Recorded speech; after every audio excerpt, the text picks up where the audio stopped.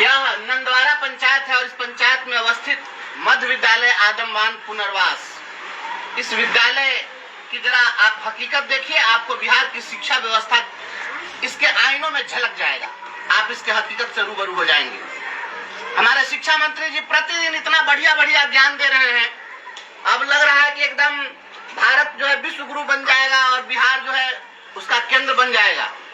लेकिन जरा देखिए, यह दलितों की बस्ती है। दलित समाज के यहाँ 498 बच्चे नामांकित हैं इस विद्यालय में। और जरा देखिए, आपको दिख जाएगा वो छत, देखिए क्या स्थिति है छत की। हम अंदर भी आपको ले चलेंगे, जरा देख लीजिए, छत अलग दीवार अलग, यह सब चीज आप देख सकते हैं। और यह छत कब बैठ जाए यह पता नहीं है। यहाँ के प्रधानाध्यापक कौन है? आप हैं? इधर आइए, इधर। क्या नाम है आपका? विनोद महतो जी। आप यहाँ प्रधानाध्यापक हैं? प्रभारी प्रधानाध्यापक। कितने बच्चे हैं यहाँ पर नामांकन? 498 बच्चों का नामांकन है।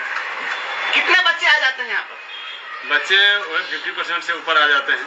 तो 50% से ऊपर अगर आ जाते हैं, मतलब 250 बच्चे अगर आ जाते हैं, 250 से अधिक बच्चे आते हैं, तो आप बैठाते कहाँ हैं? आपको तो जगह नहीं। बहुत कष्ट होता है बैठाने के लिए। तो यहाँ ऐसा दिक्कत होता है कि हमको एक बेंच पर 4 का जगह उसमें 6 बैठाते हैं। किसी तरह एडजस्ट करके बच्चों का शिक्षा दीक्षा का कार्य किया जाता है। इतना ही नहीं, बाढ़ के महीनों में आने जाने के लिए तो इतनी कठिनाई है। इस विद्यालय में आने जाने का 2003 से पदस्थापित है, आज तक सड़क और रास्ता से जुड़ा नहीं। क्या विद्यालय 2003 में बना था? नहीं, यह विद्यालय की स्थापना था 1989 के। अच्छा, 1989 में विद्यालय की स्थापना हुई। तो 1989 में विद्यालय बना। हम सड़क भी दिखाएंगे, देखिएगा।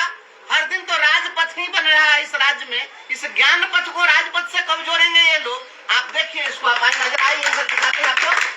देखिए विद्यालय की स्थिति आप देखिए, बाहर से प्लास्टर समाप्त है। यह भवन स्थापना 1989 में है।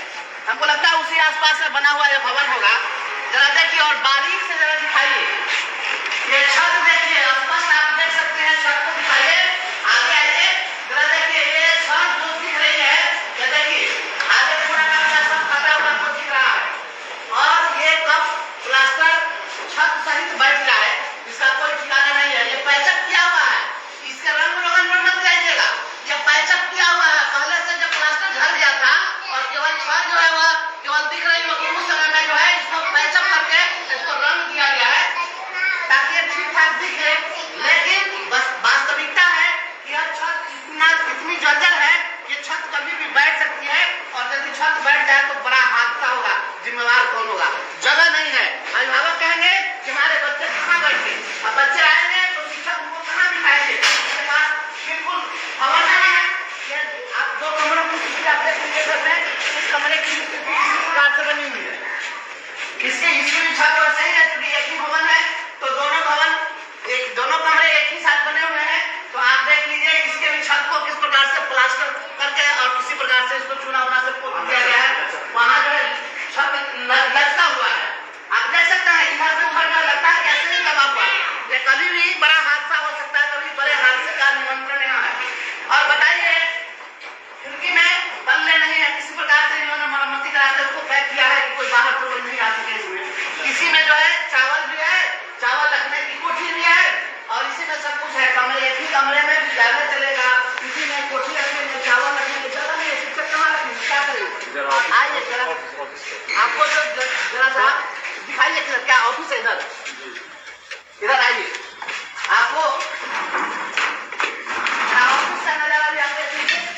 और इसी में ऑफिस में क्लासरूम है, इधर में ऑफिस है, इधर में क्लासरूम है। अब इसी क्लासरूम में एक ही कमरे में अब जगह नहीं है तो उसी में ऑफिस भी चल रहा है। अब बताइए कि कैसे काम करते होंगे, कार्यालय कार्य को किस प्रकार से निष्पादित करते होंगे, केवल महज अंदाजा आप लगा सकते हैं। रखने के लिए जगह नहीं है। जरा बेंच दिखा दीजिए, बरामदे पर रखे हुए बेंच डेस्क आप देख लीजिए, बरामदा पर ही सब कुछ है, जगह नहीं है। और हमारा बिहार अब विश्व गुरु बनने वाला है एकदम। मंदिर और ऐसी शिक्षा व्यवस्था बनने वाली है, शिक्षा व्यवस्था ऐसी बनने वाली है कि पूरे दुनिया से लोग यहाँ पढ़ने के लिए आएंगे। हमारे शिक्षा मंत्री जी कह रहे हैं कि निजी विद्यालय और सरकारी विद्यालय का हम फर्क निकालना चाहते हैं। निजी विद्यालय और सरकारी विद्यालय का फर्क इसी प्रकार से मिट पाएगा। इसी परिसर में देखिए, इधर में क्या क्या बना हुआ मंदिर, इधर में जो है लोग पूजा पाठ करते हैं। इधर पीपल का पेड़ भी चलिए अब आगे दिखाते हैं आपको। यहाँ बनता है, खाना कहाँ बनता है? बाहर में किचन नहीं है। ये इस प्रकार से बाहर ओपन में मजबूरी है, जगह नहीं है इस प्रकार से। अब चलिए तो जो है यह जगह जितना है अपना इससे हमारे प्रयास कर रहे हैं, किसी प्रकार से संचालित कर रहे हैं कि भाई पढ़ाई बाधित नहीं हो। लेकिन जरा आइए इसकी जो मूल समस्या है उस मूल समस्या को आपको दिखाना चाहते हैं। जरा जितने भी हमारे दर्शक जो देख रहे हैं, जो शिक्षा से जुड़े हुए लोग हैं, जरा आइए, इसका रास्ता यही है, यही है ज्ञान पथ को जोड़ने वाला मार्ग यही है। इसी मार्ग से आप आएंगे। जरा ये देखिए, देखिए, दिखाइए, दिखाइए क्या फीट का है?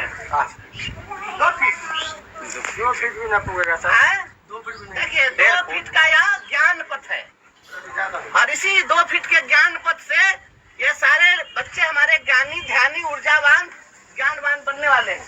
और अब हद तो यहाँ है कि अब आगे आइए, जरा इसको देखिए। अब बताइए कि अब सड़क कहाँ? अब यहाँ सड़क नहीं है। अब सड़क है नहीं तो बच्चे आखिर जाएंगे कहाँ? आप बताइए कि किस रास्ते से बच्चे यहाँ पर आते हैं? कहाँ गए हेडमास्टर साहब जी? इधर आइए, बताइए आप लोग। यहाँ बताइए, यहाँ तो आगे उधर तो दिख रहा है एक NH है जी, आगे NH है। अच्छा, वो NH बना हुआ है कि SS है? कैसा है? वो NH सैनिक रोड से जुड़ा हुआ है। सैनिक रोड बना है, देखिए बगल से सैनिक रोड है और इधर से देख लीजिए पूरा खेत है। इस खेत के बीच में अवस्थित यह विद्यालय है। 1989 से विद्यालय चल रहा है और बरसात के दिनों में ये तो बरगिनिया तो बाढ़ प्रभावित क्षेत्र है। Yes sir, yes sir. तो इधर बताइए कि बरसात के दिनों में क्या ठीक ठाक रहता है? नहीं, 6 माह जो है इसमें बच्चे जो आते हैं इतना पानी हिल कराते हैं और जान अपनी हथेली जो है ना, जान गमा के जान गम जाए। एक बार तो बच्चा इसमें डूब गया था, बच्चा ही निकाला उसको, नहीं तो जो इतना पानी था वो किसे निकाल के जो है ना उसको ले गया, उसको जो है ना अभी करके अस्पताल ले गया तो बच्चा जो है ध्यान कर जाता। इसलिए हम सरकार से आग्रह करना चाहेंगे कि जो है ना जो पगडंडी के माध्यम से बरसों से जो है ना जो बच्चे और शिक्षक आते हैं, इस विद्यालय के रास्ता पे जो है ध्यान दिया जाए। इस विद्यालय के रास्ता हेतु हमने CO से लेके DM से लेके सांसद से लेके मुख्यमंत्री तक आवेदन दिया, लेकिन आज तक कोई इसका निदान नहीं निकला। अब बताइए कि कहाँ जाएंगे? अब ये कहाँ जाएंगे? ये स्थिति जरा देखिए, सड़क नहीं है और सड़क नहीं है और इस खेत से होकर के बच्चे जा रहे हैं और खेत की पगडंडियों से और ये विद्यालय पहुंचते हैं। बरसात के दिनों में जब यहाँ पूरा पानी लग जाता है तो ऐसी स्थिति में बच्चों का यहाँ आना जाना दुभर हो जाता है। 6-6 महीने जो है विद्यालय का बाधित होता है, बच्चों की पढ़ाई बाधित होती है। और यदि किसी प्रकार की कोई घटना दुर्घटना हो जाए, इतना जंगल है, पानी है, इसमें अगर कोई सांप निकल जाएगा तो क्या होगा बरसात के दिन में?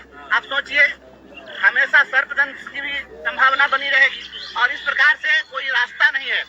क्या ये जितने भी लोग हैं सब प्रेस्ट क्लास के लोग हैं, ये सभी लोग कमजोर वर्ग के लोग हैं। इसके कारण आप इनके बच्चों को स्कूल तक जाने के लिए रास्ता उपलब्ध नहीं कराएंगे। कितना बड़ा बड़ा राजपथ बन रहा है, बड़ी बड़ी इमारतें तोड़ी जा रही हैं और ये खाली जो इधर में जो खेत है, क्या इन लोगों से बात करके और प्रशासन और सरकार रास्ता नहीं निकाल सकता है? और अगर आप रास्ता नहीं निकाल सकते हैं तो आखिर ये बच्चे कौन सा कसूर किए हैं? ये भी भारत माता के बच्चे हैं। देश के प्रधानमंत्री जी हर दिन नारा लगाते हैं भारत माता की जय। तो भारत माता की जय, तो भारत माता सबकी है और भारत माता के जितने बच्चे हैं तो वो भारत माँ के ही बच्चे हैं। तो एक बच्चा अपना बोर्डिंग स्कूल में पढ़ रहा है और गरीबों के बच्चों को अपने स्कूल तक जाने के लिए रास्ता नहीं है। बताइए कि क्या यह 21वीं सदी में यही विकसित बिहार बनना है? यही जो है आप अमृतकाल चल रहा है इस देश का।